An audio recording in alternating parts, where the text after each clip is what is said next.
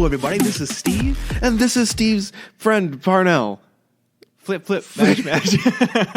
Hey, everybody. Flip mash. Yeah, welcome back to the show, Flippin and Mashing. We got a lot of cool stuff to talk about today. We're going to be talking about The Witcher. We're going to be talking some pinball. We're talking some video games. So first, let's get into The Witcher.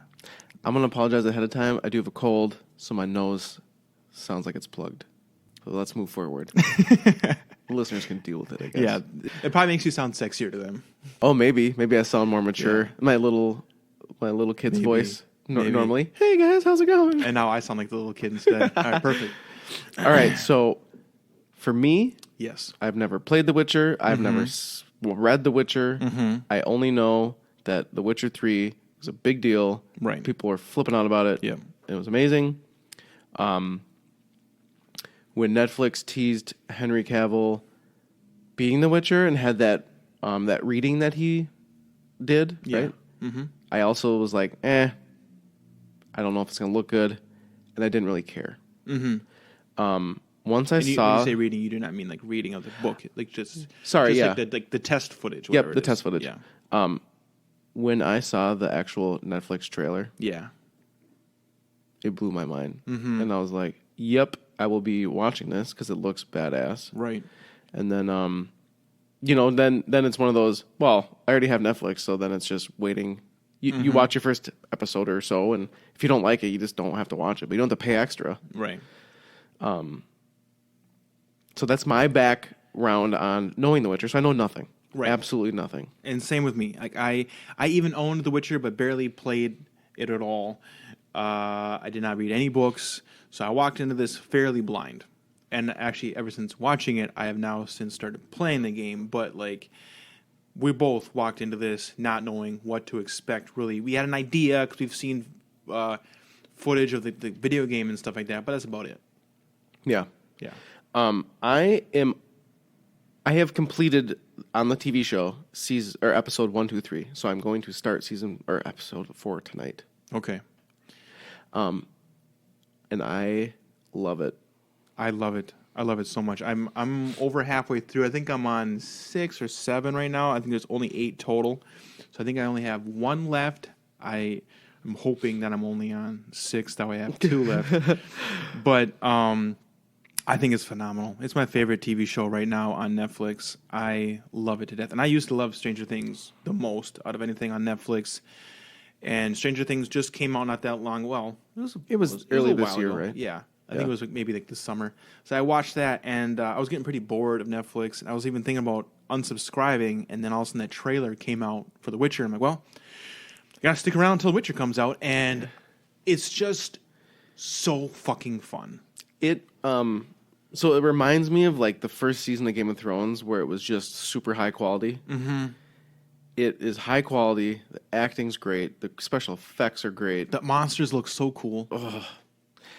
And gross. Yeah. That one from scary. episode 3. I think it's episode 3, right? Yeah, it's the woman that's like totally hideous. Maybe she's a girl. I don't know. Well, It's yeah, a princess. well, either way, she's grown up, so she's like a girl. But like, yeah, she was gross, but I wouldn't have had a problem with it except for the umbilical cord. Oh, I guess I didn't see it. Oh no, yeah, she has an umbilical cord hanging off her the entire time. When she's the monster? And it made me want to vomit. Yes. Yeah. Oh, not as once he like saves her, everything's fine. She looks just like a normal person, just muddy. But like, yeah, when she's in her like hideous like monster form, she's scary. She's gross, and I could handle it. All of a sudden, I saw like the umbilical cord hanging off her. I'm like, I'm gonna fucking throw up. But after watching like literally episode 1, I was going, I need to read these books. Well, I didn't think I wanted to read the books. I decided I have to play the game. I have to play the game. But see, I guess my question was, are you going to play all of the Witcher games or just the third one? I'm just going right for the third one. That's the only one that anyone ever raves about. It's the only one that anyone ever talks about. They don't even talk about the other ones, which is kind of crazy. And I think it's because Witcher 3 had so much DLC, so much content added, and they didn't make you pay a bunch of extra money for it. Like they gave you a full game. They didn't do whatever EA does, right? Where they're like, yeah, we made the game and then we cut it in half and then we sold it to you at $60 and then we'll sell this pack for another 60, and then maybe a little while later we'll sell another one. Right. That very well could be the reason why it's so famous. But either way, it is really famous, and it's the latest one that's out, and it's available on Game Pass for the Xbox, so I just downloaded that and started playing it. I forgot you had Game Pass. Mm-hmm. I don't have Game Pass. Well, I also have the discs somewhere, and I thought I had them. I wouldn't have downloaded Although them from you've Game moved, Pass. and you don't know if Marshall has it. I think my brother has it. I'm pretty sure he does. So, like, because I've given him stuff in the past, like video games I don't use and stuff like that, and I think I must have gave that to him or somebody else because I looked through my games and I don't have it. So, luckily, it was available on Game Pass. Sure. It did come out for Switch. Yep. I guess if it goes on sale, I'd grab it. But that's the thing. It's probably even bigger than Breath of the Wild, so I don't think I'd ever get around to playing it. Well, it is probably just as big, if not bigger, because all those expansions are added. It's like 50 or 60 hours. Yeah, and I don't know if that's including the expansions. I have talked to some people, and they said if you would like to read the series, Sure. start with the short stories. They are like prequels to the first book. I've heard that too. Then do the book series. There might even be a comic book series, but that is... I got a Kindle for Christmas, like with the e-ink. Oh, yeah? And so I was looking for new content to read on it. Mm-hmm. And I'm treating it like my phone, where I don't want to pay for stuff yet unless I know I like it. Mm-hmm. And I think a lot of books give you a sample chapter or something so you can read. And I haven't read a lot in the last, like 15 years, so I don't know what's good. Right. And I don't want to go buy a $5 to $20 book to like not like it. Mm-hmm. So I've been getting a lot of free books, like with my Amazon Prime account or whatever. Yeah. And I started reading, and I noticed that it's really fast to read on it. It's pretty nice. But I'm wondering, this Witcher series might be, in my opinion, as long as they're reviewed well, as like they're nicely written and they're easy to read. Not easy to read like for a young person, but just... I know what you're saying. They work well. Maybe I'll just spend the money and buy it, because as long as, like, Game of Thrones to read was the first book was just horrible. You had to love it to keep. Boring. You had to love it to keep pushing through. And then I heard once book one was done and like Ned died and stuff, like it's picked up. Mm-hmm. But I had it on a book on tape, and the guy reading it was just super bland.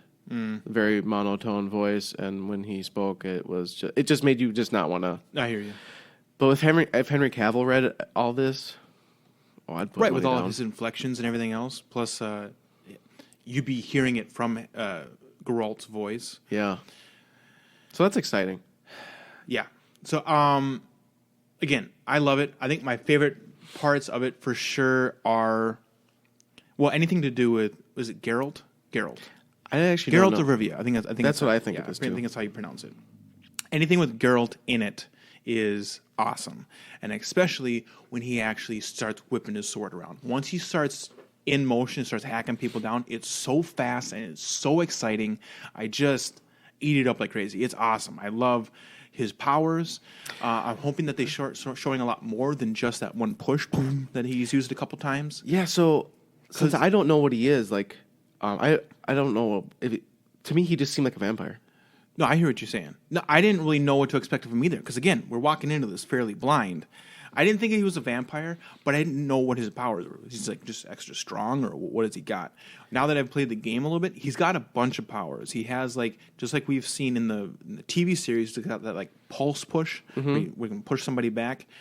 He can also do like fire and different stuff like that. So I'm excited and ready to watch the rest of that stuff. I don't know if he has to drink like a potion before he can use like different abilities, or if he can just flat out do them.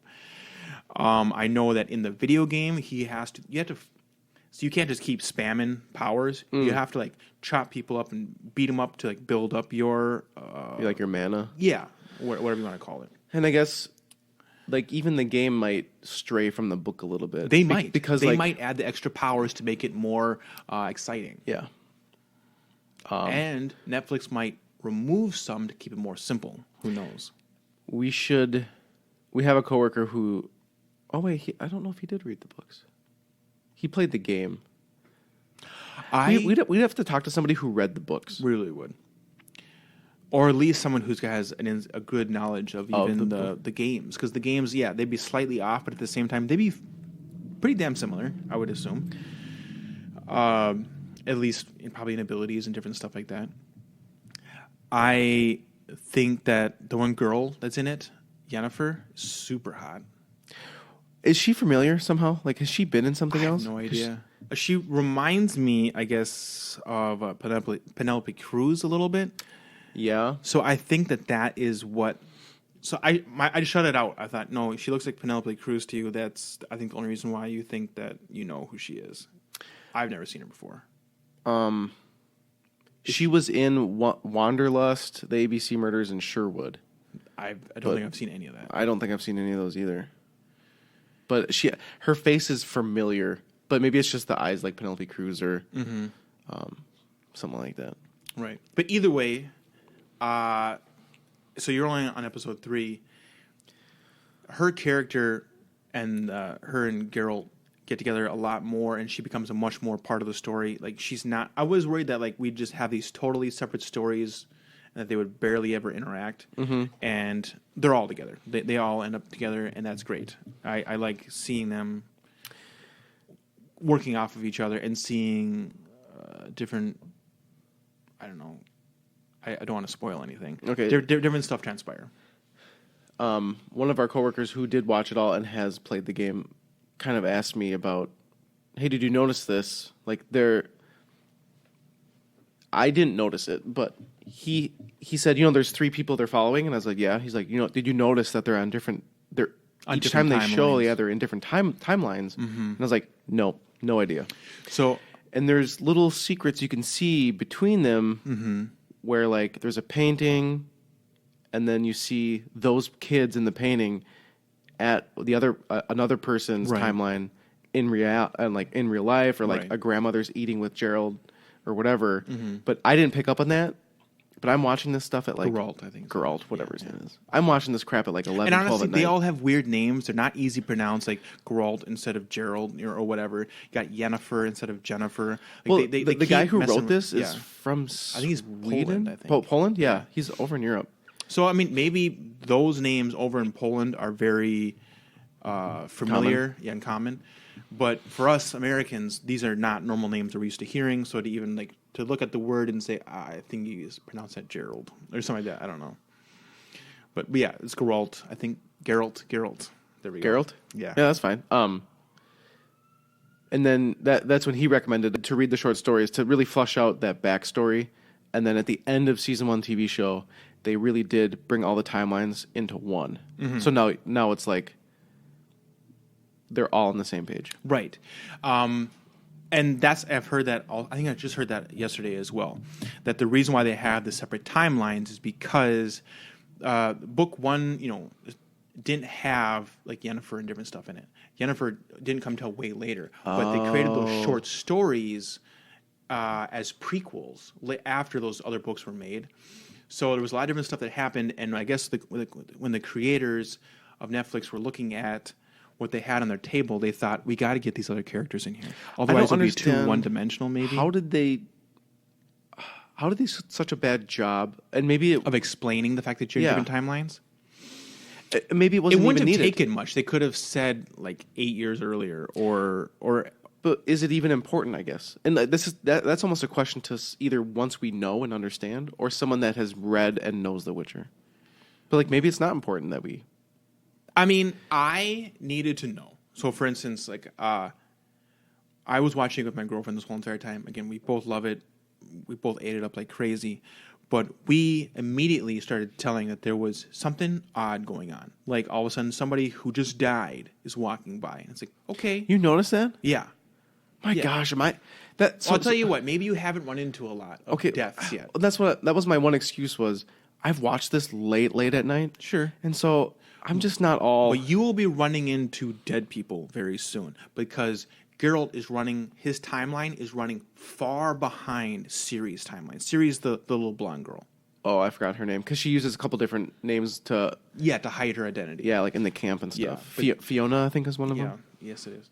So Ciri's timeline is like modern time, like right now.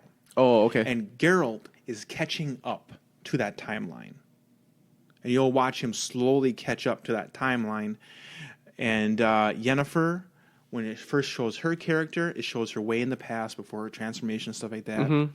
And then her timeline connects with Geralt, so they're running on the same timeline. So now you just have to get them over to Ciri, and then eventually they'll all be on the same timeline. I have not made it to that part yet. Okay. I'm excited to watch that finally transpire.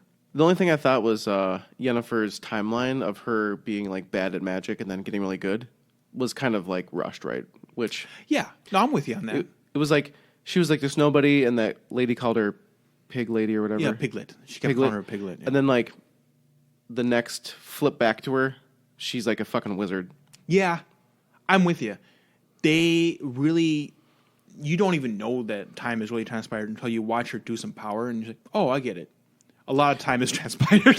Yeah, and it wasn't horrible by any means. Yeah, but it was just like, oh, Jesus. Right, okay. She couldn't like lift a rock a moment ago, and now she's ultra powerful. Obviously, there has been some time lapse in between these two scenes here. And then, and maybe it was, so the hard part too is, I'm watching it at night, everybody's sleeping, so I have the volume turned down. But do you watch it with captions on? No. I watch it with captions on now. I get made fun of because I'm an old man, but even in my old age of 33 years old, I always watch important series to me. I always watch with captions on. Really? Because it's easier. Because also a lot of times I have little boys that run around, and I need to, even when I'm by myself, I will leave the captions on because it helps me retain a lot more of what I'm seeing and hearing. That's just me. I'm not telling anybody else to do that. I should try it. But especially, if you're having the volume down low and you can't maybe catch some different words, if you're seeing it, especially like names like Yennefer and different stuff like that, you may not, because also there's a lot of names that kind of overlap. You're like, I don't know if I've seen that guy or not, or I don't know who they're referring to. But if you read it, you know exactly what they're talking about because you saw that when they were talking to when they were talking to this other guy before. Because otherwise, they can sound very similar, different names. But if you're reading them, you could definitely differentiate between them. Okay, I would try that, especially if their volume's low. But that's just what I do. But again, I should try it. Yeah. I also was falling asleep during episode 3, so I had to watch it again. Sure, and that doesn't help either. But my whole point was that Queen Witch Lady or whatever, she's a witch.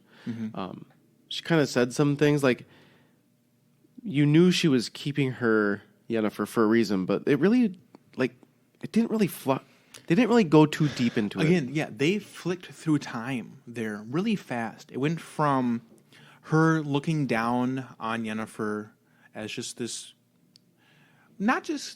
I think she wanted Yennefer to become something good. And she believed that she could become something good, but her way to get it out of her was basically just to beat her down. Like, I'm going to keep calling you. Yeah, I'm going to keep calling you a piglet. I'm going to keep making fun of you until you finally push yourself to get out of that scenario. And she did, but like a couple episodes later, or like an episode later, and the next time they show her, there's just this complete dynamic shift, especially when Yennefer transforms. And then I saw a trailer for like the next episode. She's looking down at the Queen Witch as like, you're nothing to me. You're pathetic. But that's kind of like, and I don't want to bring this up, but it's like Rey in the new Star Wars where she goes 0 to 100 in 2 seconds and she's a Grandmaster. I was just talking about this last night with my brother. And he had a theory that when I heard it, I thought, oh shit, that would have been so good. So him and my ex-brother-in-law, they used to talk about this all the time because it was so weird that Rey was so incredibly powerful and how she could take on a Sith master with no training, no nothing. Like, there's no believable reason why someone who's been trained from birth to be epic, to be great, to be powerful, and then as we've seen in the past, like the Jedi are taken as small children, and from like 3 years old, they're trained over and over and over again until finally you deserve a lightsaber. Because otherwise you don't even get to hold a lightsaber. You got to hold like sticks, or you got to hold little training things. So finally they get to hold the lightsaber, and then they become really good at that, and then they train for that for multiple decades, and then they still get cut down by a Sith. You know what I mean? And then this no-name girl from nowhere who's never heard of the Force, not practiced a couple times, she doesn't even know what the fuck it is. She shows up, battles and defeats the Sith Lord. It's stupid. Now, with that said, the theory that my brother brought up, he's like, what if she has had her mind wiped, or she has amnesia of some sort? Because she doesn't know who her family is. She can't remember all the different stuff. What if she was Luke's daughter? What if she was a Jedi? There's all these like different what ifs. And he's like, what if she was a trained, powerful Jedi who had her mind wiped? At that point, it makes complete sense why she would have the ability to go toe-to-toe with the Sith Lord. And all of a sudden, you flush out that whole entire storyline in the next upcoming movies, which then, of course, never happened because Rian Johnson showed up and said, I don't like your story. He wrote a totally brand new one. I was going to say that would have been a great... Because, like, being able to capture a Jedi and then wipe their brain and, like, plant them back... Right. I mean, that's... Right. Why wouldn't they kill her? There's a reason behind wiping and then putting her somewhere. Right. That would have been awesome. Yeah, there's a lot of story that could have happened and never did because, again, Rian Johnson showed up, did not care at all about any stories that were put before him and wiped him clean, wrote his own story. And then with this latest film, JJ came back and said, no, I had a story. So he wipes out Rian Johnson's story and then writes his own story again. And it's a mess. And that part goes back to me asking that question about The Mandalorian where there's different writers and directors, and it's like, you're making it feel disconnected. It makes it feel different. I wouldn't say it makes it feel as... Definitely does not feel as different as, like, what's going on in the movie verse over here. They have no idea how to make a goddamn series anymore. And it's just it's so weird that in the next studio over in Marvel... They can make the greatest encompassing Marvel universe possible, have all these different spin-offs, and have them all come together and be cohesive. And then you have Star Wars, which can't get off the ground without breaking more canon from what they just created before. It's weird. We need to get back to The Witcher. Yeah, so I get... They need to like progress the story, and they don't want to get boring, and they need to kind of speed things up. Unless someone, if someone had not told me that there are different timelines, I would never have known, because I don't know if I would have picked it up until maybe toward like season or episode 9 or 7. No, you would see it because different people who died in episode 1 start showing back up again. Oh, okay, and it become glaringly obvious, like whoa. These people all died. Why are they here? So maybe that would, and then I maybe would have rewatched it and kind of then picked up more.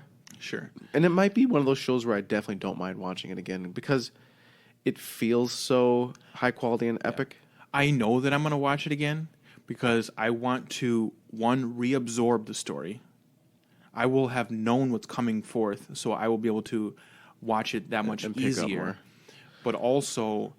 The fights in it are totally rewatchable. They're so fun and they're so exciting. When he butchers all those people in that first episode, and when he starts going toe-to-toe with that one girl, what's her name? Ren?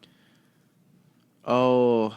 He says her name. Like he wakes up in a couple episodes after. I forgot, yeah. She's like the king of the thieves kind of chick. Yeah, but she's super cool. And when she is like evil as shit. Like, you don't even know. Like, you think they're going to team up, and I know. She just...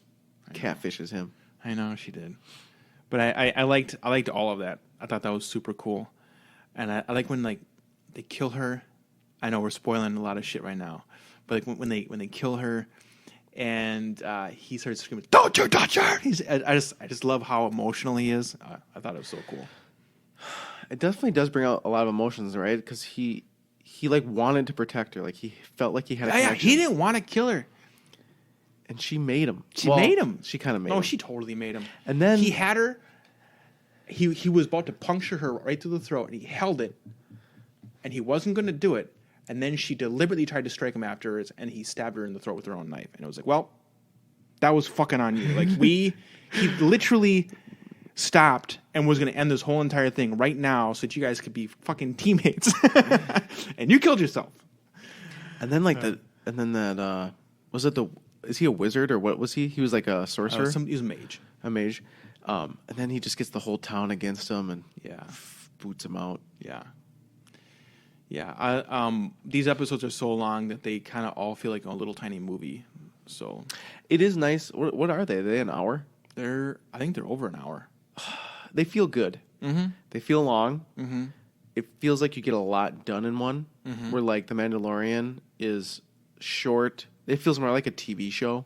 It is short. I mean, there's some episodes that are only 35 minutes long. Yeah. There's some that are more like closer to an hour, but they fluctuate heavily, which is very strange to me at how much they fluctuate. The Mandalorian. Yeah. And I don't mind as long as the story is wrapped up nicely. Mm-hmm. But at the same time, like once you have a good show you like, you kind of want them to be a little longer. Totally.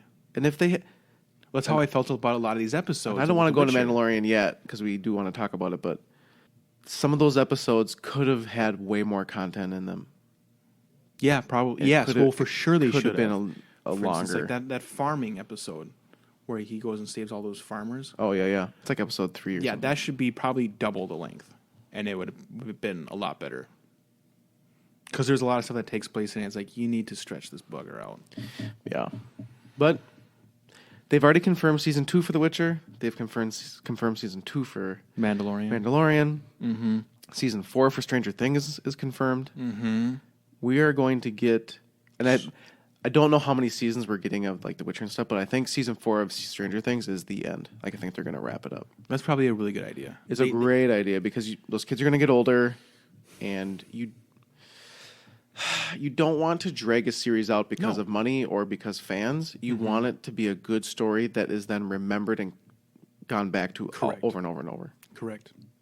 I mean, they could have put a cap on Stranger Things back on season 1, and it would have been perfect, whatever.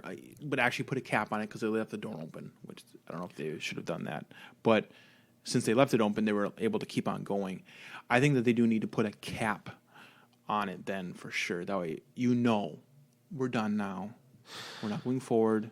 If it was like the way they ended season 3, I thought season 3 had a good cap on it. They could have left it, yeah, and walked away. I thought Wait, I'm trying to remember exactly how the last episode ended. If there was Hopper got he disappeared, right, in that thing. Oh yeah. And then there was the jail cell in Russia, and you don't know who it is. We know it's Hopper. We know it's Hopper. But like it ended, but it left you open so that you could imagine or come up with a new story. But also, it ended. If they wouldn't have shown that scene, that means that Hopper gave his life for his friends. End of story. And you could just wrap it up there and walk out. But they deliberately put that extra scene in there so that you're like, he went through the dark world. He went the upside down. Sure. Yeah. Because then they had one in Russia. Mm-hmm. Kind of like an exit. Exactly. He's just got to dig his way through. But I definitely don't want them to wreck it. A lot of people thought season 3 was boring. But I thought it was a good progression because the kids are getting older and stuff. And we talked about this back when the season 3 was out. I really enjoyed season 3. So I watched it all on a couple of airplane flights, a couple of back-to-back ones, and I ate it up so fast. And yeah, I was technically a captive audience. I was on a plane, but it made my trip totally worth it. I was excited to actually get back on the plane because I knew I was going to watch Stranger Things again. So I really loved season 3. I liked it more than season 2. Oh, really? Yeah. I don't like it as good as season 1. Season 1 is still the best. It's just such a classic, though. Yeah, season 1 is perfect. Season 2 I thought was good, but it had some pointless episodes in it. And season 3 I enjoyed, I think, all the way through. I think the older teenager, when they were working at that ice cream shop, that kind of comedic romance thing really helped kind of give like some comedy and some light. Mm-hmm. Of course, then when they go into the elevator, I was like, why would you go there, right? Like, you dumbass. No one would, let's just go to this fucking cavern a mile underground and then be stuck there. They didn't know that they were going to go forever. Yeah, but then they could have gone up, but they're like, let's leave. No, they tried to leave. It wouldn't let them up. They were stuck down there. They couldn't escape. And then they tried to figure out how to pry open the thing. Maybe. They couldn't pry it open. the Russians came to go open it finally. Like, they were stuck down there until the Russians came to open it, And then they beat them. and then they escaped. And then they could have got up, but then they're like, screw it. Let's go tour the basement. I was like, you guys are crazy. But and that's what makes it a show, right? Like, Yeah, well, no, it was it's not just real. it was so intense when they were down there because it was just they're gonna get caught, they're gonna get caught, they're gonna get caught the whole entire time, and it was very fun. I really enjoyed that whole entire season. Okay, we love rabbit trails. Yeah, Okay, so the next little quick thing we can talk about is the Dark Crystal series on Netflix. yeah. I never watched this as a kid. This was made by back in the day. It was made by Jim Henson. Jim Henson. These are now his children that are creating this one. Yeah, I don't remember if it's his daughter or his son, but they like picked up and continued on with his legacy. Right. He has a daughter and a son, and they both make Jim Henson films with like the puppets and stuff like that. I didn't realize Jim Henson also has a bunch of cartoons. I know that he has one. I don't know how many other ones he has because I know he has one on I think Netflix or Amazon or something. I think it's Amazon because my kids watch it. Every My now and daughter then. watched one too. It was like Yeah. a fish one or something and something else. Oh, that's not the one I'm talking about. I'm talking about one with actual like Kermit and stuff like that. But it's a cartoon. Oh yeah, no, this is like out of. I would have no idea it was from Jim Henson. Sure. But I believe it is actually specifically his daughter who makes this newest form of Dark Crystal. I have probably seen it once. The original Dark Crystal, I probably have seen it once, maybe twice when I was little. And this is a movie, correct? Back in It the is day. a movie. Okay. This is the time when the Neverending Story was out, Dark Crystal, and the Black Labyrinth. Yeah. Dark Labyrinth? Black Labyrinth. Dark Labyrinth. Black Dark.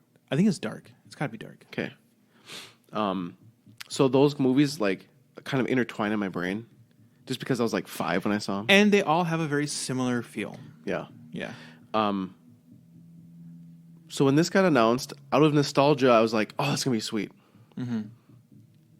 So it's still puppets. It's still. They also have a series on YouTube on Netflix that is like how they made it, which is super cool because then it gives you the background on how they came to make it.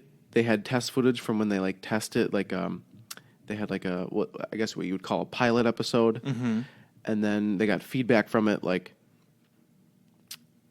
We really shouldn't do this much CG. We should have more real puppets, real sets.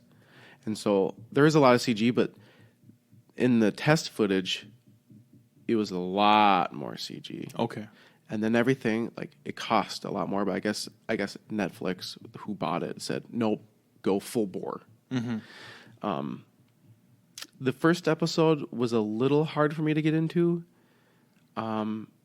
Because and I don't remember if it was just the puppets or the voices or just being believable or kind of having that chip on my shoulder for like it's kind of this puppet show. Once I got into episode like 3 or 4, then I started to really like it. Okay. But that's when the action started. That's when the issues start bringing up, like people being kidnapped and turned into this liquid and stuff. Okay. And that's when you got into it. It's pretty high quality production, and I think they've already announced they're going to do another season as well. Okay.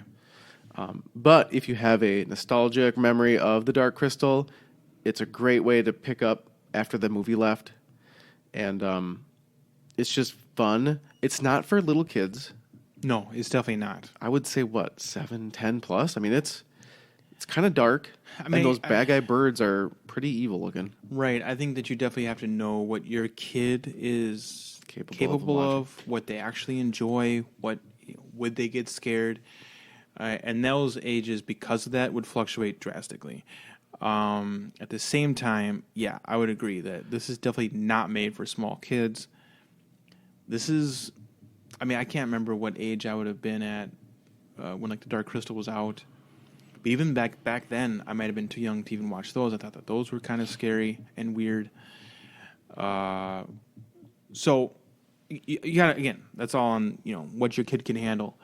But it is definitely made for that kind of small is the wrong word, young-minded person. They're shooting for that person who wants something that's a little bit dark, a little bit creepy. My son likes a lot of that kind of stuff. I thought he would enjoy it a lot. He didn't. He wasn't really interested in it, so we just kind of moved along. But I thought it might be perfect and right up his alley because he likes a lot of that kind of stuff. He loves the Ghostbusters, which is kind of creepy. He might have to watch the movie, like the original movie, because the story picks up afterward. Okay. And you don't have to, but to get how they got to that place, you probably have to watch the movie. But I don't know. Yeah, it's probably slower than most new stuff. I think that's the thing that I try to show him stuff that I've liked back in the day, and it's always been too slow for him. He wants a much quicker, more ADHD-looking style. Who directed Transformers? Michael Bay, yeah. He wants Michael Bay. Yeah, he wants a Michael Bay experience for everything. Yeah. Speaking of which, a Michael Bay film just released not that long ago on Netflix as well. Which one is this? Underground 6. I was going to bring that up. Yeah.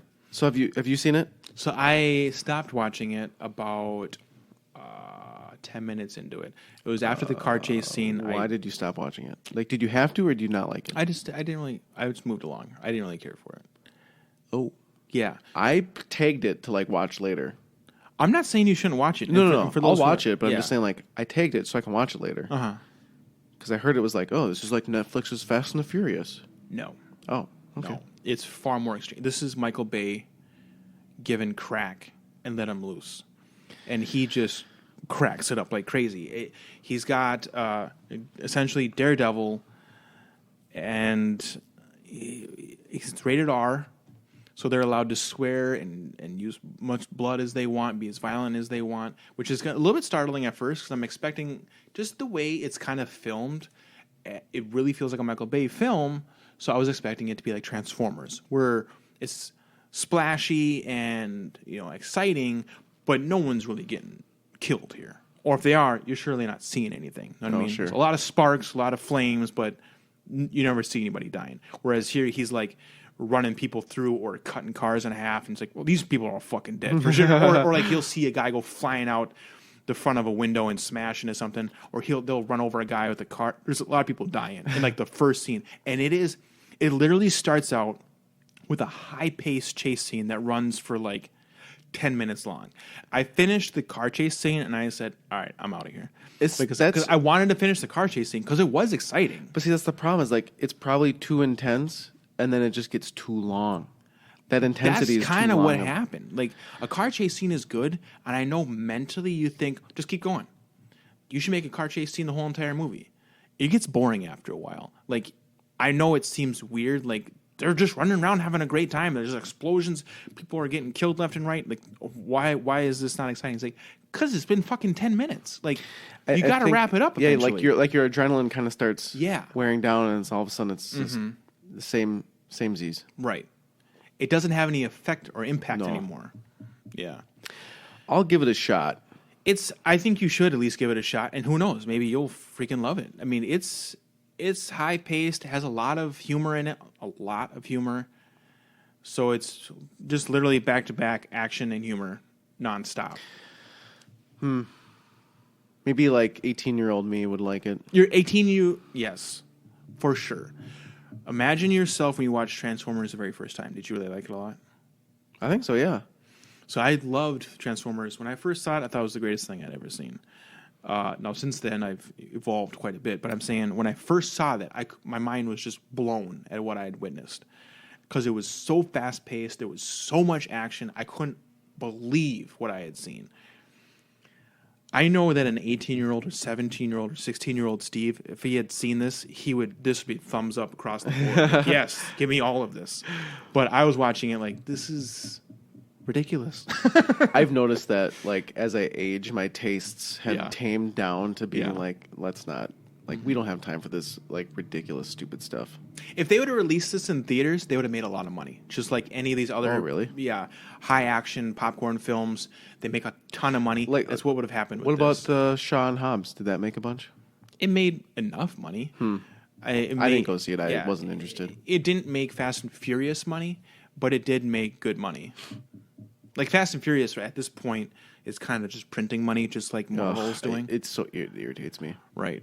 So they wanted to know what would happen if we tried to make a spin-off. Would we also be able to rake in the same amount of money? And they didn't. They raked in like half the amount of money. Well, they've now turned it into a brand instead of like a series. Correct. And so now it's more of like a lifestyle thing of like, okay, now we're going to have these offshoots like Hobb and Shaw or whatever. Mm-hmm. Then we're going to have the main line, and then we're going to have these offshoots. And it's like, I think because of the one that Paul Walker was in exploded so big, because people wanted to say goodbye or whatever. Yeah. That maybe the studio took that the wrong way, thinking, we're famous. Like, I agree. We're going to take this to the moon. I agree. I think that is really what happened.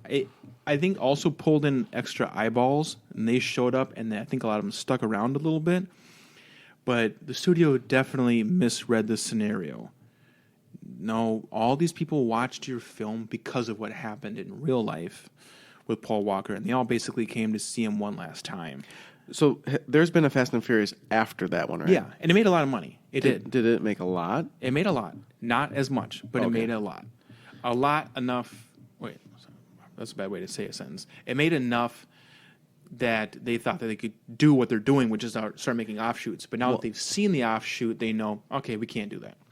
Well, or at least it's not as profitable as we thought it was going to be. And they have like a couple, like a trilogy or something dropping. I don't know. With Vin. Like, the main series is going to have a couple more. If I'm correct, they also just released an animated series on Netflix. I just read this. They are releasing an animated series and a new video game. I didn't know about the video game at all. But has it released already on Netflix? I feel like it has, like, a couple days ago. Oh, I don't know. Because I think it released the same day as The Witcher. I could be wrong. No way. Or at least... Fast and Furious Spy Racers? Yeah. Huh. Premiered on Netflix December 26th. Okay, so it's already out. And that was not when The Witcher released, but it is already released.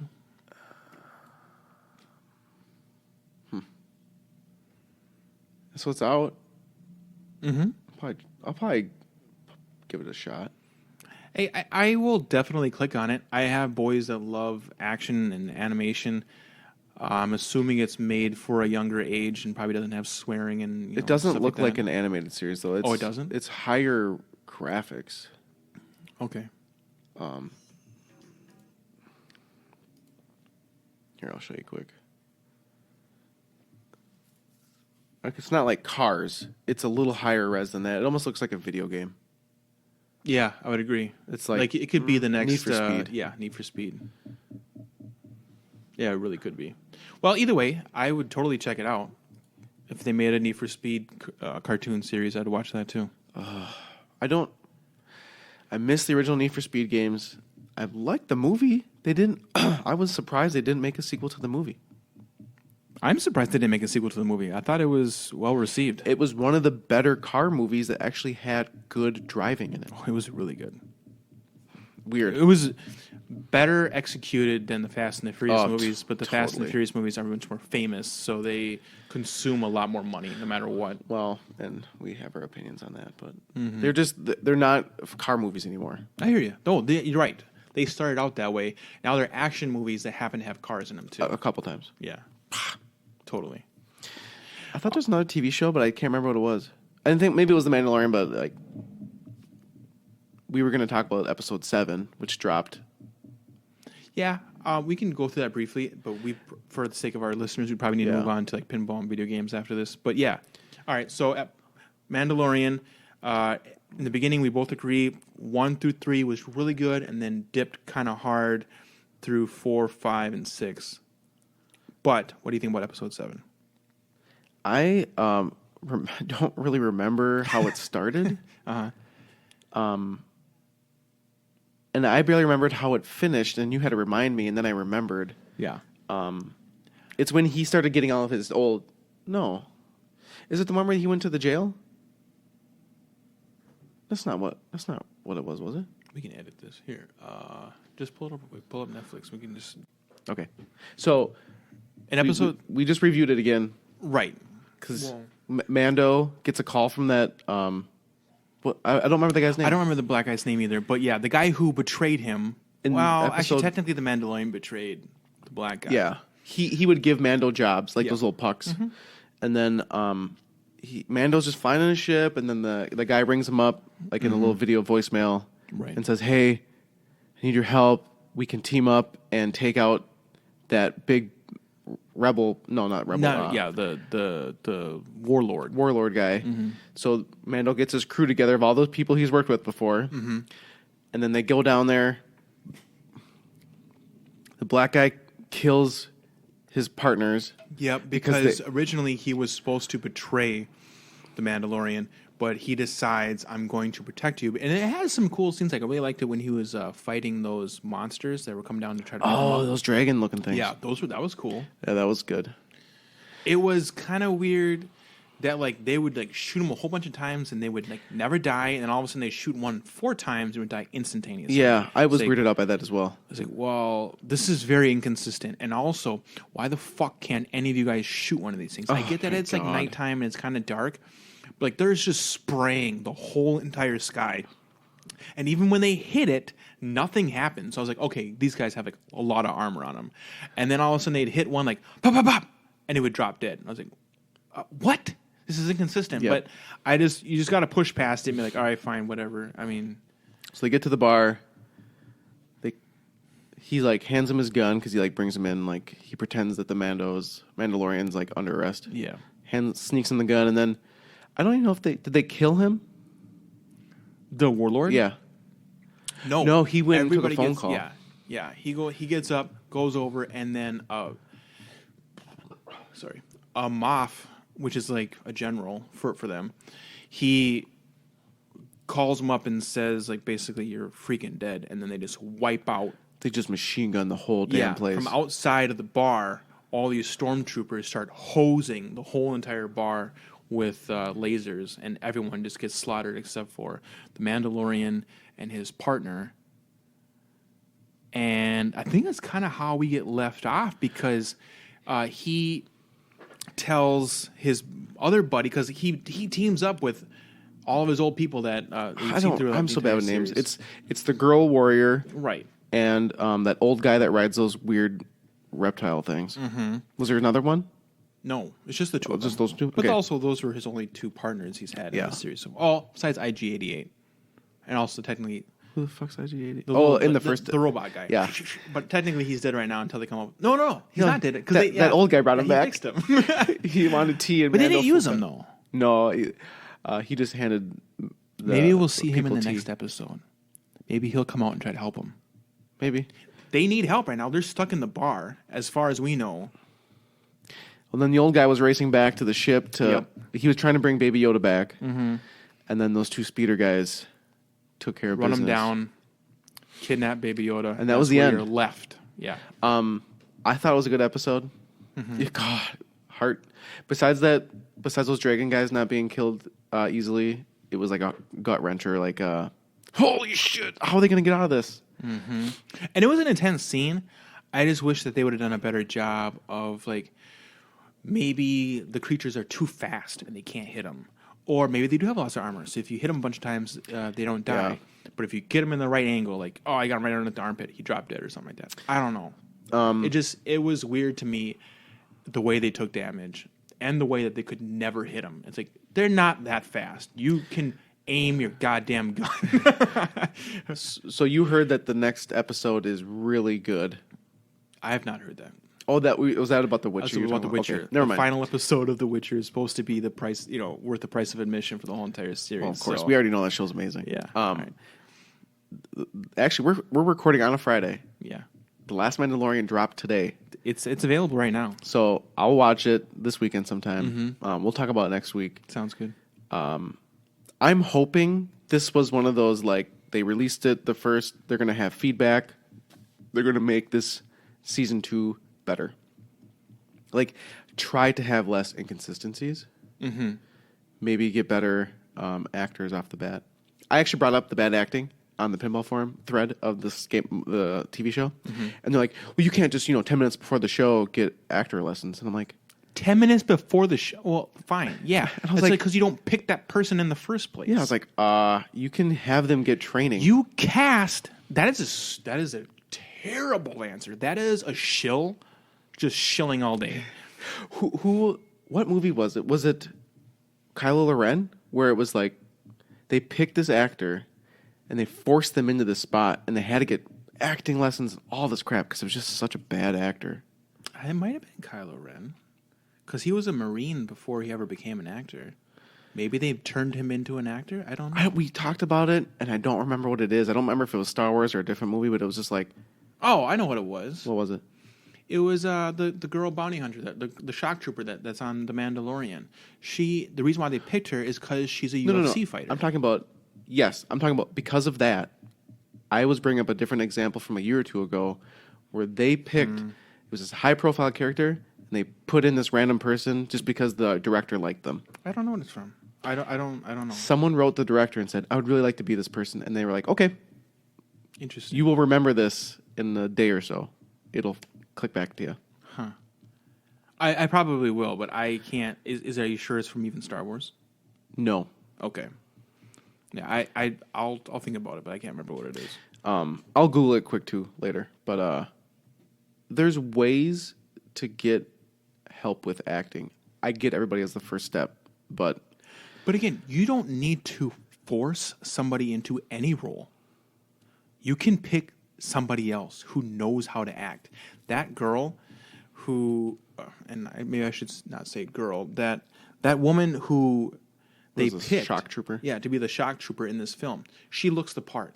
We all agree. She looks like a great, strong, powerful, mean shock trooper, or whatever you want to call her. Which honestly, this is the first time I have ever heard that the Rebels had shock troopers, and it blows my mind. So what's a shock trooper? A shock trooper is kind of, you know what an ODST is in Halo? I know what ODST, like I know it's a trooper, but right. I don't know what their job is. Right. So ODSTs and shock troopers, or like ARC troopers, they all get dropped behind enemy lines. Oh, they're those people. Yeah, exactly. So they are these hardened warriors that basically come in and they do shock and awe essentially by dropping in and just shooting and scaring the hell out of everybody. Yeah, they're like the Marine, like they get thrown behind enemy lines and it's, well, right. You're dead, so fend for yourself. Yeah, and exactly. But they're like the elite. Best, the toughest are all out there because they're on their own. That's all they got. And they are just wreaking havoc over there. Well, we all knew that shock troopers existed in the Empire. Like whenever somebody says a shock trooper... Oh, I didn't know she was with the Rebels. Yeah. No one did. Oh. We just all thought she was next shock trooper for the Empire. That's what I thought. All of a sudden, she was mouthing off to the guy, the weird looking dude. The old guy. Yeah. 1 second. The bubble was just creeping up. All right. Yeah, she was mouthing off to the old guy, saying how could you have possibly helped the Empire and all this different stuff. And I'm thinking, you fucking murdered a lot of people for the Empire. How dare you mouth off to this guy who's just a mechanic? And all of a sudden, like a couple scenes or a couple moments later, it comes out that she was a part of the Rebels. And I was like, what the? Oh, the Rebels have shock troopers. I didn't catch that. So it made sense then all of a sudden, like why she hates I just thought she hated the Empire because maybe what they did to her. Maybe because they just used her and all this different stuff. And she, has been killing all these people and she was just a number to them, whatever. I thought she was basically rebelling against the Empire. I didn't think that she was already a rebel. Well, then when Mando wanted her on his team, he had to say something similar of, well, he's a Empire person. And then she was like, okay, I'm in. Because she didn't want to. Right. So there must be something against the Empire, yeah. Yeah, she definitely hates the Empire. And I just thought it was because she was a part of it. That's what I thought. They keep calling her a shock trooper. I have never heard of the Rebels having shock troopers. Everyone knows that the Empire has them. So whatever. Okay, well, let's not talk about it too much longer. Let's just say we're excited for the last episode. And Totally. But back to her real quick. Yeah. Just real fast. There was no reason to ever pick her. I get that she looks like the part, but she should not be on a cat food commercial. Like, she is a horrific actor. And what we mean by that, I think that you mean, is the way she talks makes it look like she's nervous or scared. Like, she's not naturally speaking. Yeah. Like, they're just filming it, and then they're just running with it. It's like, dude, retake the scene. Yeah. It's not good. Look at what she just did with her face. She will like smile awkwardly sometimes. It's like, I don't know if this is a smiling moment right now. I don't know if this And that's is the hard even... part of is this is like not one person's fault. It's like you have a director, Yeah, you have a lot of people. This had to go through a lot of people, and they're just sending it through like, that's good enough. Why? You tell me why it's good enough, because I don't get it, because it's clearly not. maybe Star Wars' bar is now low and Marvel is high. So low you could trip over it, apparently. Ooh. Anyways, okay. All right. Let's move on to pinball finally. Pinballing. Okay, so Sunday night, I think Stern released their Stranger Things videos. Mm-hmm. And then Monday there was the stream on the 23rd, and then the game was available to play that night at some places around the U.S. It had shipped that last week. So they really were telling the truth. Yeah. All those people on forum. I didn't believe it at all. I was like, there's no way they're available to ship right now. They haven't even released a trailer. They did it. They tried to orchestrate it to all come on that one day, right? Like it's announced, released, streamed, available to play on the same day. Which is a brilliant move. I just didn't believe it was possible. It's a brilliant move, but there's leaks that will always happen when you try to do all that because your distributors and your shipping has to happen a week before to get the freight going. And so you're going to have people leaking that info. Totally. So then everybody's going to know. Yep.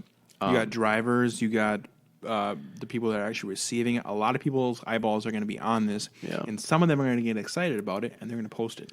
Some of the stupid funny parts is that Canada pinball podcast guy out in New York, he was saying all this like leaky shit, and half of it was wrong. And so either he's getting fed misinformation for fun, but it makes me just not like listening to him even more. This is like,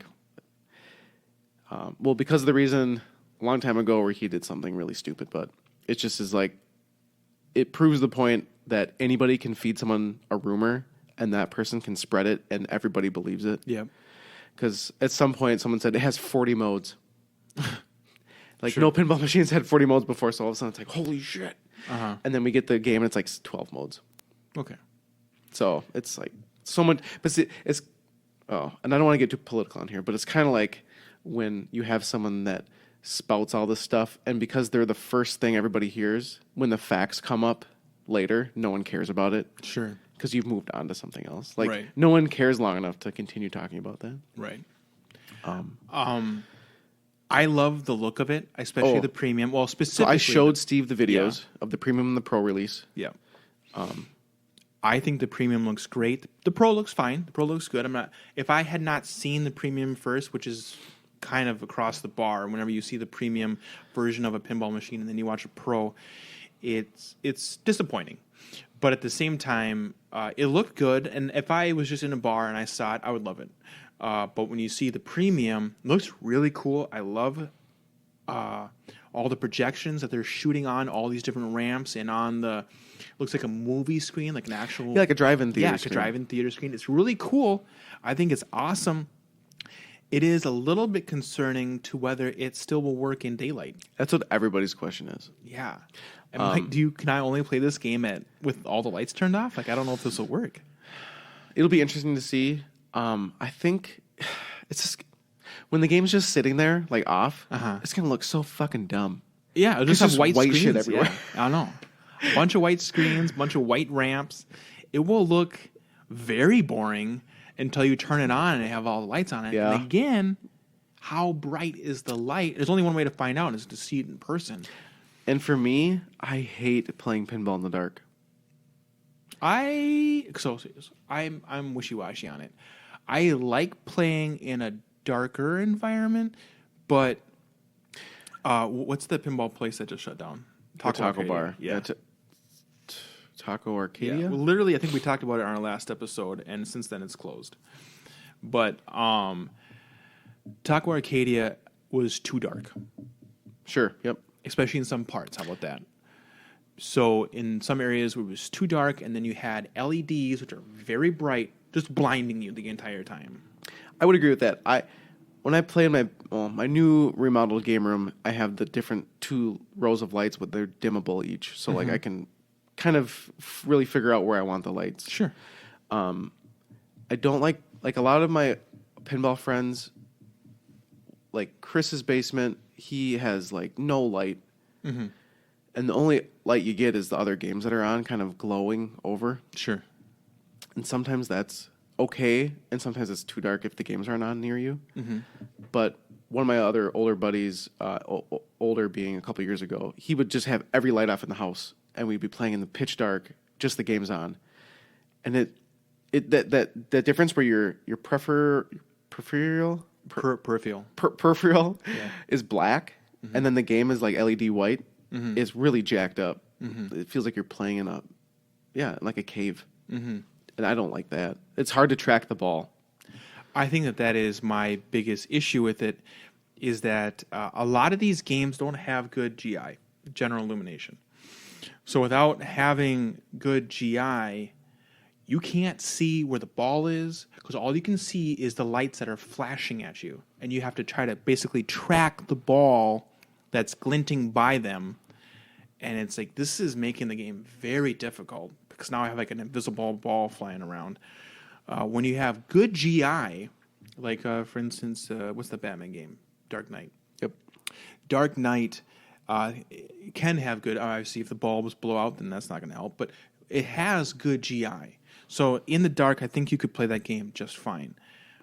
But there's a lot of games, they have no GI, only LED, the little indicating lights and stuff like that. And if you put the fancy new LEDs in there, you're not going to see shit. And it's a major issue when it comes to the dark. And a bunch of new Stern games, like coded by Dwight Sullivan, who did Monsters, Game of Thrones, Ghostbusters. Now, Ghostbusters seems to be all right, but on like the Monsters, I think Ghostbusters, they flash the GI, so like all of a sudden the game is completely dark while the ball is rolling toward your flipper.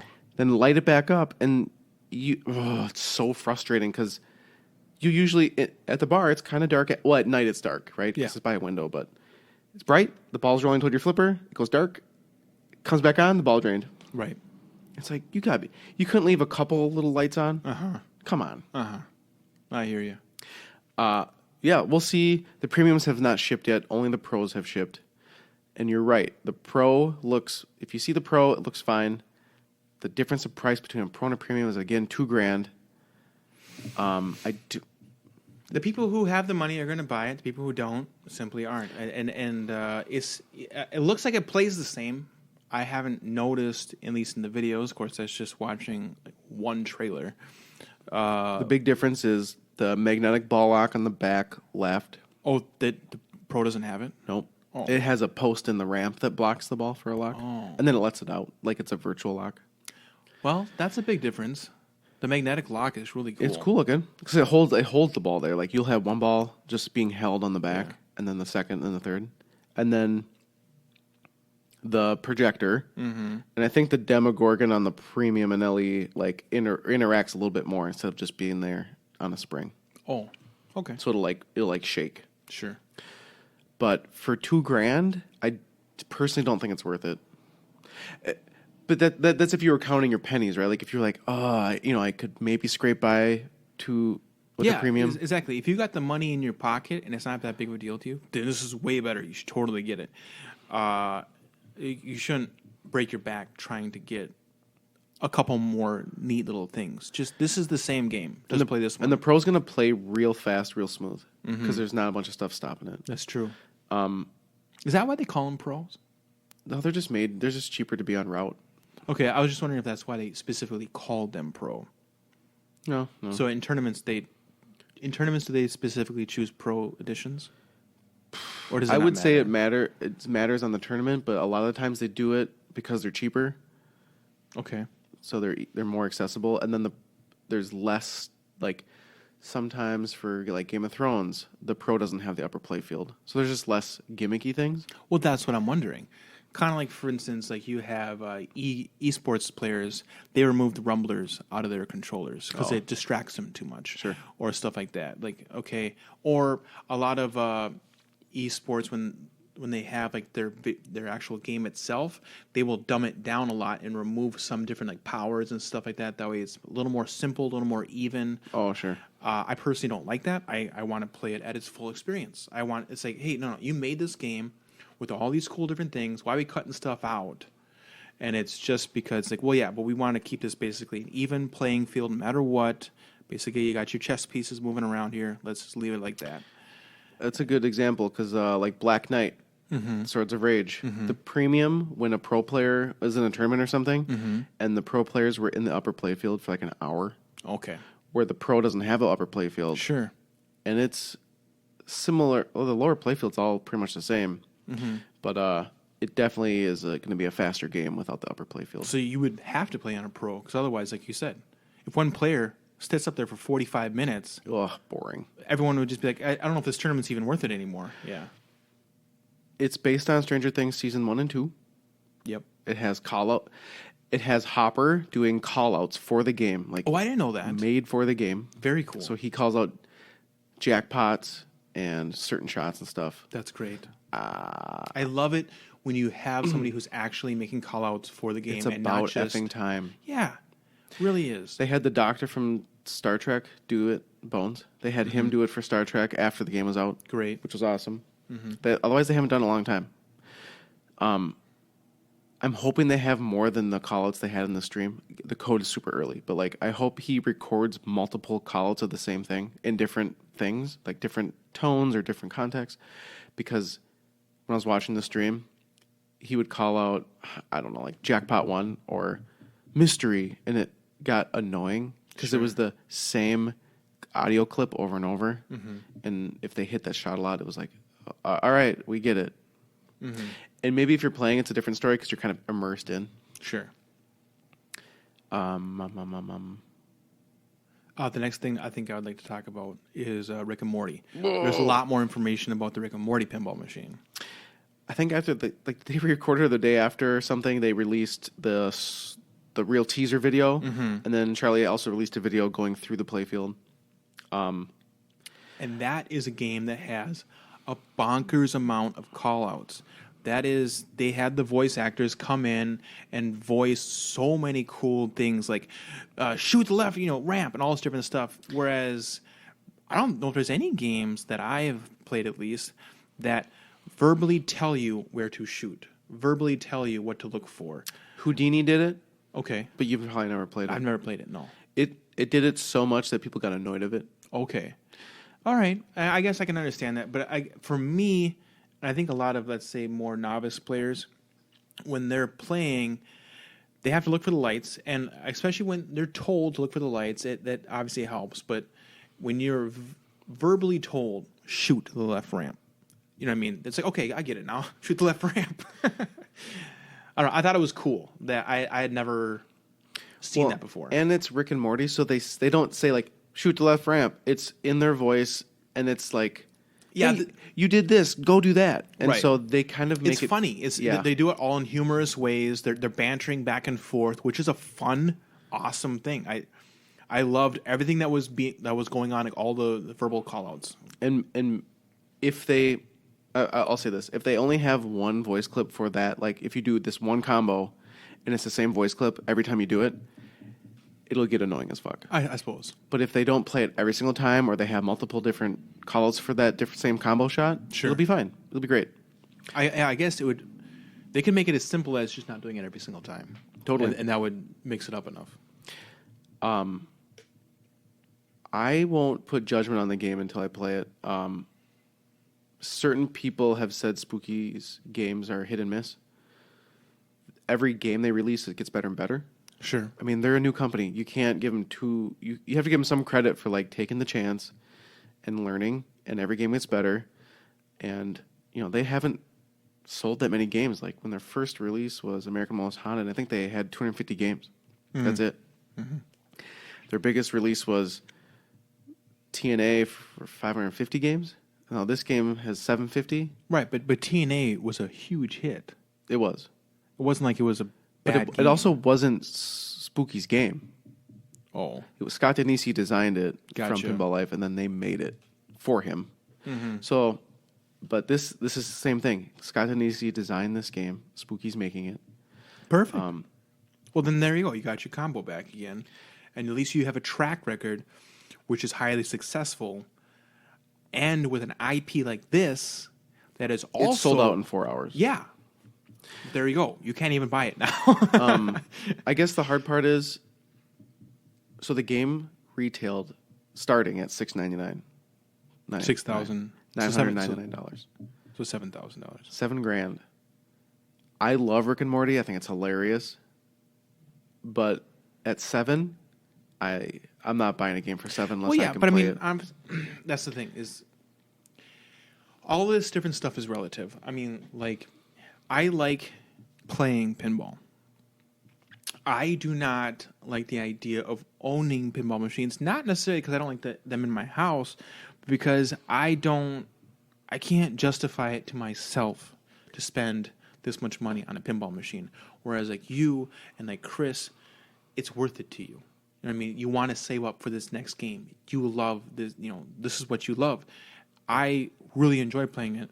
I love playing your guys' machines, but it's not worth it to me to save up for one of these games. And for the people, a lot of people love Rick and Morty. Elon Musk loves Rick and Morty. I'm sure he probably bought one of these machines because he loves it so much. And to him, a $7,000 machine is like pulling pennies out of his shoes. It means nothing. So if you made 700 machines, 750? Yeah. 750 machines. For sure, there's 750 people in the United States of America and across the world that can afford a Rick and Morty machine that they desperately want. Oh, no, totally. Yeah. And like... Stern usually gets pretty close to selling out or getting rid of most of their big titles. Mm-hmm. But for me, $7,000, and I think about like how much fun is that game going to be for that much money? I hear you. There's games that are much cheaper that I can go buy a Stern Pro for $2,000 less and get pinball enjoyment out of it. I hear you. Now it's not the same theme. Mm-hmm. It's not the same enjoyment, but. It is. I hope someone has it on route or someone I know buys it so I can play it. I bet you Tilt will have it. I heard I think we're getting it. I just feel like Tilt would get it. I mean, have you been there? No, I've never been there, but I know their track record of getting the newest, hottest machines in there because that's what they're known for, is being the place. Like if you haven't played this game yet and it just released, you got to go to Tilt. That's where you got to get to. And we're referring to Tilt in Minneapolis. Yeah.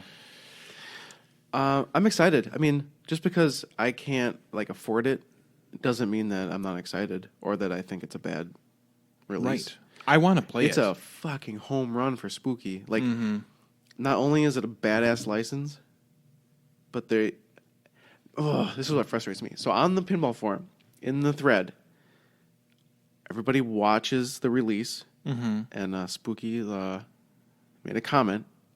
And on the thread? Yeah.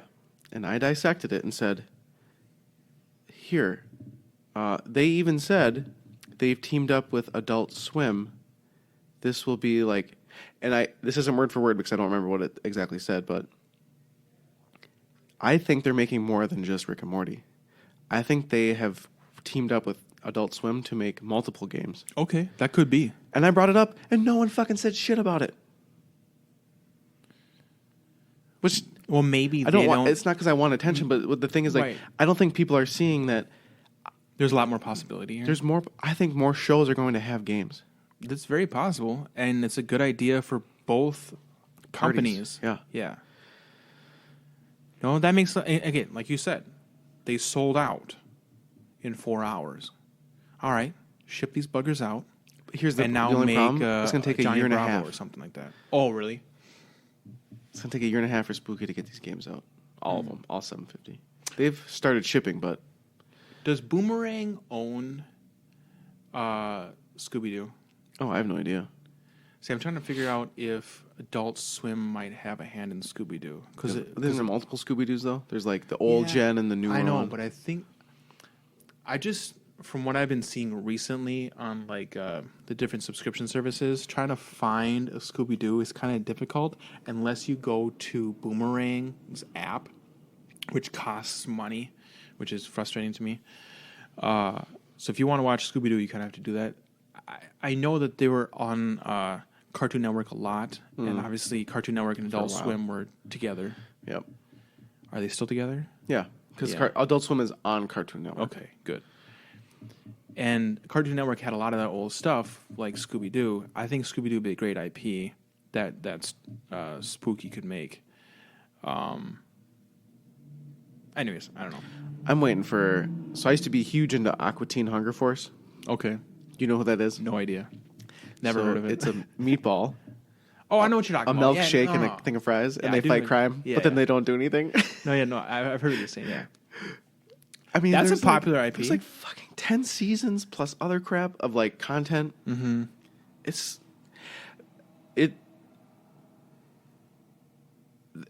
endless possibilities of all the crap on, because like there's Space Ghost and like Sea Lab 2021 and even more crap like Metalopolis And a lot of the people who love those old shows also are big pinball players. They kind of lay over the top of each other. That could work out pretty nicely. And the great thing is, like, if Spooky's capacity is like 200 to 500 games, that's a better fit for selling out. Like, Rick and Morty is way huge. So 750 probably wasn't even enough games. But that's their capacity, right? So if you had Aqua Teen and you only made 250 or 300 games, and it was a good game, you'll probably sell it because there's probably 300 people that would really like an Aqua Teen game if it was good. So it's a nice fit. And I'm really hoping they hit it out of the park. But so just I guess to bring it back to Rick and Morty real quick, I'm really excited for it. I really want to play it a lot.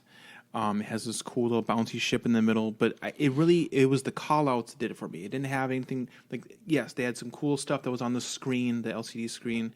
They had some cool stuff when it comes like the gimmicks on there, but it was the call-outs and them bantering back and forth while you're playing the game.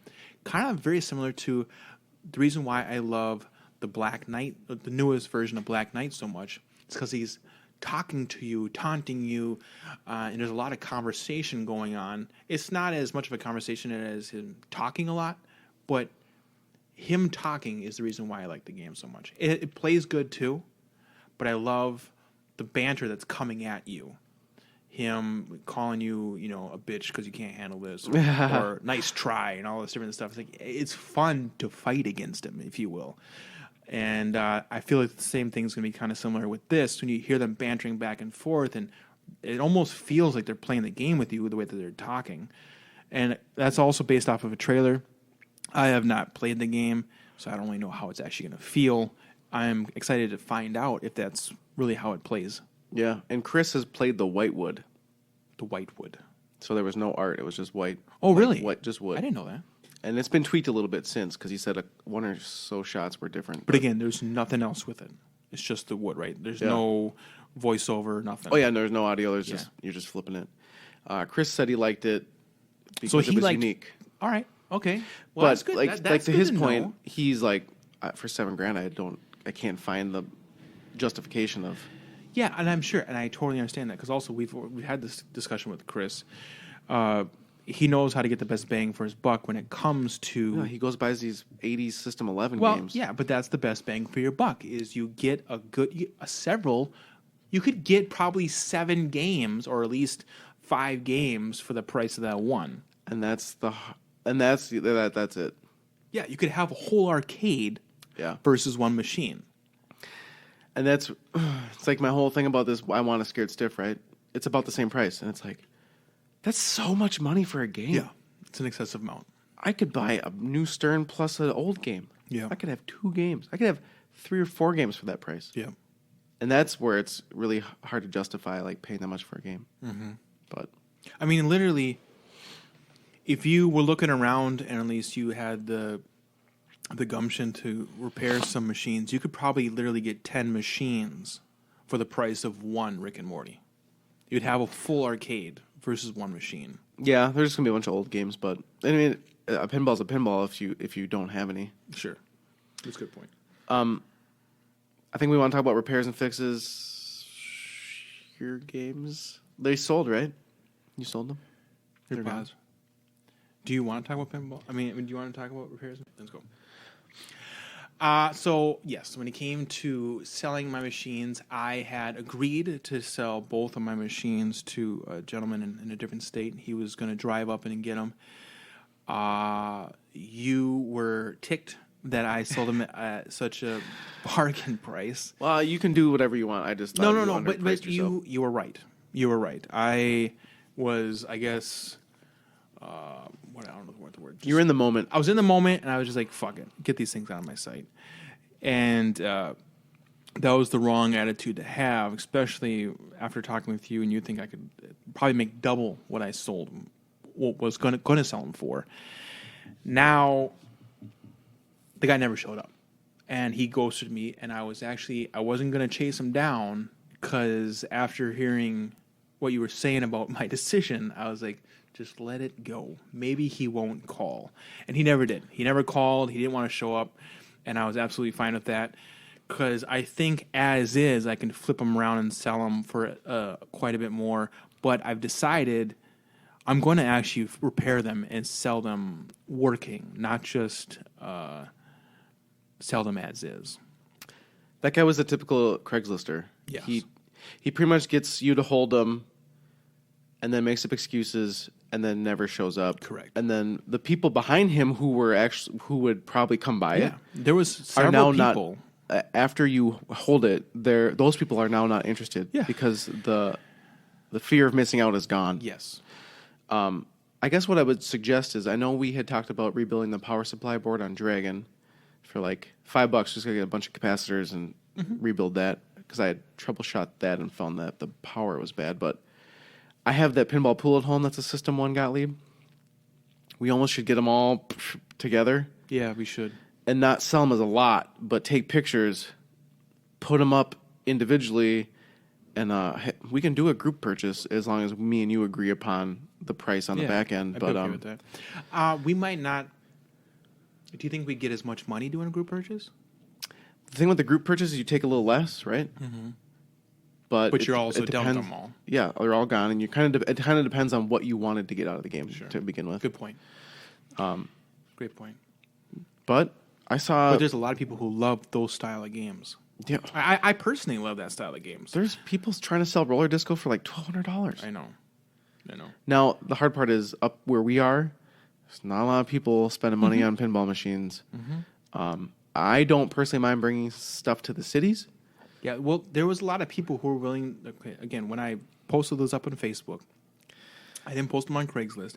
I posted them up on Facebook, and I had a lot of traction. And yes, granted, I underpriced them, but I was pleasantly surprised at how much traction it got immediately. There was a lot of eyeballs on it. There was a lot of communication. A lot of people saying, "I'll drive, from here or from there to come get them." Steve had priced them pretty much like a 2-for-1. Yes. So that's probably why people are cool with driving. I mean, in reality, if you think about the cities or about a 2-hour round distance, it's $40 to $60 in gas. It's not that big of a deal. From the cities. Yeah. In a 2-hour radius. Yes. $60, $40 But there was in gas. people that were going to travel from different states. That was going to take them. Oh, he totally did. That guy wanted. Yeah, well, he didn't show up, but he believed he was going to travel 12 hours for him one way. Which I thought was nuts. But it wasn't just him. There was several other people that were going to travel like 6 hours or 8 hours.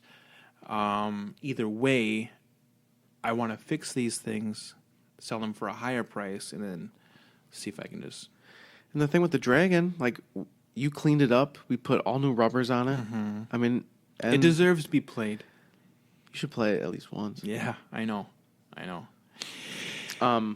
I had sold Black Knight to a guy north of us. I think I said that in the last one. If you didn't, either way, that's great. I was very excited to see that. Monday, I sold F-14 to my neighbor Matt. So he's got that in his basement. I have no idea how he got it into his basement without my help. Without someone's help. I think it was just him, and he did it by himself. Wow. Which is fucking Superman right there. Does he had to have a dolly at least, right? I think he had a 2-wheeler, but I don't, because I brought my 2-wheeler home for me and him to use. But I was waiting for my wife to get home from a friend night, and all of a sudden I texted him my wife got home, and he's like, "Oh, it's already downstairs." I'm like, Did you drop it? Yeah, he just pushes it down the stairs. That's down. Just put a slip and slide down there. Yeah. Yeah, so that's gone. I'm still working on Pinball Pool and Galaxy in the basement. I repinned a shitload on Galaxy, and I got the rectifier board. I'm so happy that you sold F14. Why? Because I wanted to sell it, or like? Oh yeah, because you wanted to sell it, and you weren't really trying to push it that hard, and then all of a sudden it sold. I was like, awesome.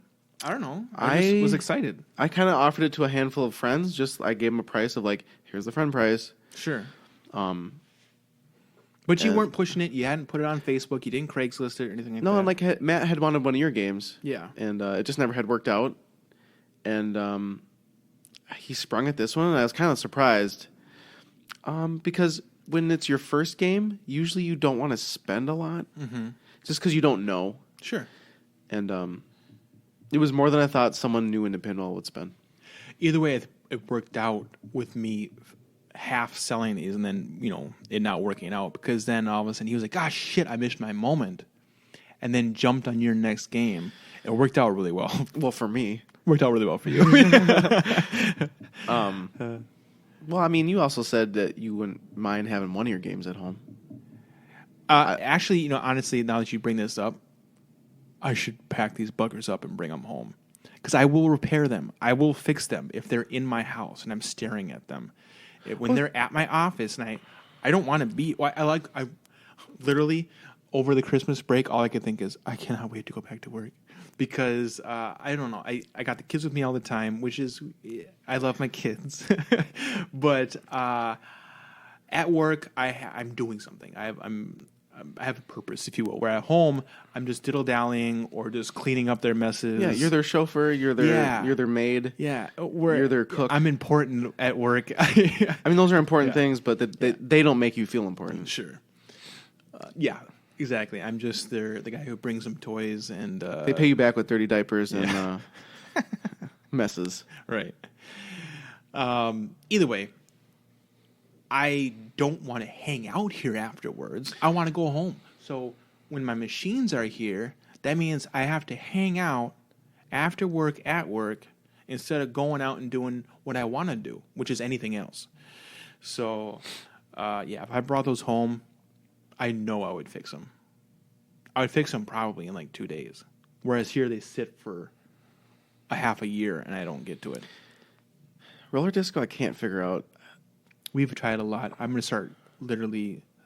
I don't know if you should just leave it or what. I think it might be something on the diode board in the bottom, but... I think it is. But Dragon, I know it's the power supply number one. Well, that's good. And I think you're absolutely right. Because I know it's when we put in those we could LEDs. We could take the power supply from Roller Disco, put it into Dragon. Okay. But that means we will have gutted. No, it's just the one board. It's just like two or four bolts, screws. Swap. I suppose. Flip. Mash. All right. Yeah. Go on. Oh, I went to Average Joe's last night. I updated Monsters to the 1.02 code. I updated Jurassic Park to 0.96. 0.96 on Jurassic Park Pro plays way different. I guess not way different, but it's just a lot newer. There's different modes, different stuff. Definitely. I only played like 2 games on Jurassic Park. Okay. Then I had to get... we had like a little pinball night at the office here last night. Mm-hmm. A bunch of people were... It's probably been a couple months, easily. It has been. It's been a long time since we've had a good pinball night. I didn't do a dollar game. I really want to do a dollar game. And then, you remember Pin Golf? It's more intense. It's exciting when there's money on the line. Yeah. I Even mean, if it's just $1. $1. Yeah. Were you at my house when I did the golf version where like each game had like a task you had to get to and you had to do it with an X balls? Nope. That's a cool idea. Yeah, so like on Metallica, right? If you one of the goals could be get Sparky multi-ball in 1 ball. Mm. So if you get it in 2 balls, you get a par 2. Sure. If you get 1 ball, you get a 1. Mm-hmm. If you drain out completely without getting that task, it's a 4 or whatever. Sure. So you like score it like golf. Gotcha. So then you do that for every game. You make like a task. Mm-hmm. And then you could even do like multiple tasks and then have like, like a 9-round or 18-round. Well, you would call it that. I don't have 18 games, but you could do like a pass twice, but the second pass is a different set. I feel like someone has made up a list of good rules or like tasks, and we just got to find them. Yeah, but it would change for every single game. No, I know, and that's the point, though. Like, each game has its own kind of cool. Right. Like, Medieval easily is destroy one castle. Sure. Or get the trolls out. Yeah, get the trolls out. Yeah. How many balls does it take you to do that? Oh, it would take forever. It's just luck if I ever get them out. And the hard part is, if you know the game, you can get them out. Good point. When you want them out. Good point. I updated Ghostbusters code again last night to the 1.17. This is the first time I played the new code. It is totally different. Really? Totally a different game. Huh.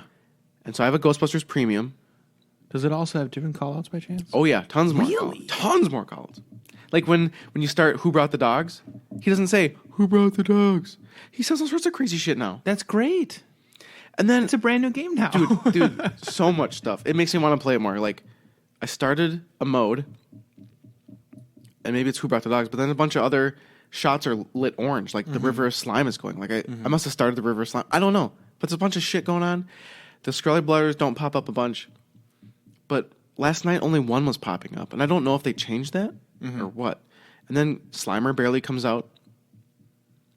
The jackpots are a little different. Like, it's still that main ramp. Sure. But it's just different. And then, because they don't do the stacking of the modes the way they did, like, they lock you into that one. You can get modes all over the place now. I was getting modes that I don't remember much. Sure. It's so good. That's awesome. That's really cool. So many more calls. Oh, It's exciting. great. I want to play it now. Yeah, that's really exciting. I was thinking like they might add like a new mode or change something or fix a bug. I didn't think they were going to add like a bunch of cool new stuff. That's neat. So they added the main final wizard mode. There's a whole new mode in there. Great. But I don't know if I'm ever going to be able to get to it. Yeah, I see that's the thing. Like that's what I thought you were going to say is they added this cool thing that I'm never going to see, so it doesn't mean anything. Oh yeah, no, but I mean the game is all different. It's crazy. That's cool. Then Lord of the Rings had a broken Switch that like broke 6 months ago, and I fucking swapped that this morning. Nice. It was the Golem scoop, the Gimli scoop. So I swapped that up this morning. Now it works. So one of our coworkers played the game yesterday, even though it was broken, and he obviously doesn't care because why would he care? It's not his game. Right. And I forgot how much I love that game. I fucking love it. Like I'm watching him play, and like the music and the callouts and the modes and the Balrog moves out, and it's like, this game is so good. You know what's fun about having only one game on at a time is you can hear all of that stuff. Whereas like at a pinball bar, you really don't get the opportunity to fully enjoy one of these games because you can't hear a lot of the times some of the call outs or the music properly because they're being drowned out by everything else. And I get that it's cool to be in an environment like that just because there's all these machines. Yeah. But if you went there specifically just to enjoy one game, it would definitely, I think, dampen the experience. And because of that, a lot of places will put the headphone jack add-on on Really? the coin door. So if you are a serious player, you Sure. can bring your headphones, plug into the game, and you get the direct feed. Oh, I didn't know that was even an option. That's cool. And I'll have to see. I'll have to play my game at home and see how loud the banging is to the rooms upstairs, because I wouldn't mind being able to play like one game when my kid's asleep. Sure. But like at Average Joe's, that'd be a good mod if Mike would pony up the money, because there's a handful of people that really like that game, and like the Munsters, if you can't hear the comedy of it, it's not as enjoyable. I'm sure. And like you said, there's quite a few people who like that game. Yeah. Baywatch is still screwed up. I gotta work on that, but I'm kind of trying to do one broken game at a time. Medieval Madness has this on the upper right post above the targets that stand there. The ball's coming around the orbit, and it like bumps out and drains. And so I gotta either bend the metal, or I gotta ask the group where that when the ball screams around the orbit where it's supposed to hit, I thought it was supposed to hit your left flipper or something, but I'll have to ask and see what is supposed to happen. Okay. I thought there was one more problem. Oh, Metallica. I booted Metallica. I haven't touched Metallica for 4 months. I haven't touched it in a long time either. I turn it on, start a game, can't even hear it. Because it's turned all the way down? No. Oh, a soundboard issue? Yeah, I guess. Huh. So then I open the coin door and I... Also, isn't the snake still messed up? What do you mean? I feel like there's something wrong with the snake the last time I played it. Was the plastic moving behind it? That might be it. Yeah, it's just not tight. Okay, that might be all it is. Nah, there was another issue too. Like, well, there was the ball ball get drop it in the issue. mouth or something. Oh, I don't know. But yes, there was also the fact that the back key was like sliding off of it. I bent the little switch wire in the trough so that the balls recognize again, because that obviously happened as well. God, this new playfield's pissed me off. But fucking no audio. And then I sort of started barely hearing it. I opened the coin door, cranked the volume almost all the way up, like 35. Still barely anything. Strange. Go in the menu system. I go to music and the settings, crank that up. Barely there too. Huh. So I'll have to post in the forum because I haven't messed with it, and I don't know if it's like an amp broke or... Yeah, but if it's not being played... yeah. Believe me, it boggles my mind. Huh. Strange. It's just been sitting there. Yeah, that's confusing. Unless a pigeon got in there, maybe bit some wires or something. We have some pigeons that can sometimes get in that room. But either way, that's a joke. There's no way a pigeon got in there. But yeah, weird, huh? That is weird that an unplayed game would break. Yeah. But that's my breakings. I mean, I'm sure some people have been playing it because we do have a lot of employees now. At the same time, they usually don't ever play that game. They're down at the one end playing... They play Sopranos, Yep. Medieval, Ghostbusters. Yeah. Did they play Lord of the Rings ever? Well, it's been supposedly quote-unquote broken, but no, Okay. they probably played it a bunch today. Yeah, they don't even come down to the other end. I don't think I've ever seen them even play Ghostbusters. Do they do that? I think they did a little bit when I got the code, but not much. Sure. The Ghostbusters is a great game. I'm surprised that they don't really like it. I think they don't like it because of the flipper gap. Oh. I think they just think Sopranos is more fun and easy. That could be. They told me to buy a bunch of games like Rick and Morty and stuff. I'm like, Yeah, sounds like a wonderful idea. Yeah. I'll just do that for you guys. when you guys can fess up some money, though. Yeah, I'll do that. But I'll start charging you guys. Totally. I'll bring them in here and start charging $5 a Yeah. game. Then they wouldn't want to play anymore. No, exactly. They wouldn't want to play if it was 50 cents a game, probably. Oh, probably not. Just wait. I think over the weekend I should pull one of my games home. They'll freak out. Then they come back here and like their favorite game is gone. Mm-hmm. Just to like assert my dominance. What happened? I just pulled my game home. Well, why would you do that? Because I can. What I should do is I should like bring Lord of the Rings home and then bring like pinball pool back and just like put it in its place but never mention anything, and then I'll cover it up and everything. And they go to play it. Lord of the Rings, it's pinball pool. That'd be awesome. That'd be good. Just this bad 80s game. Should we wrap it up? This is a crazy long one. Yeah, we went a lot longer than I expected today, and because of that, we'll save video games for next week.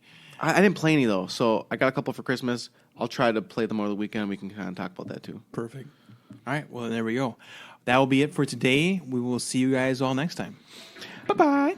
Bye-bye. I have nothing fun for outro. Flip, flip, mash, mash.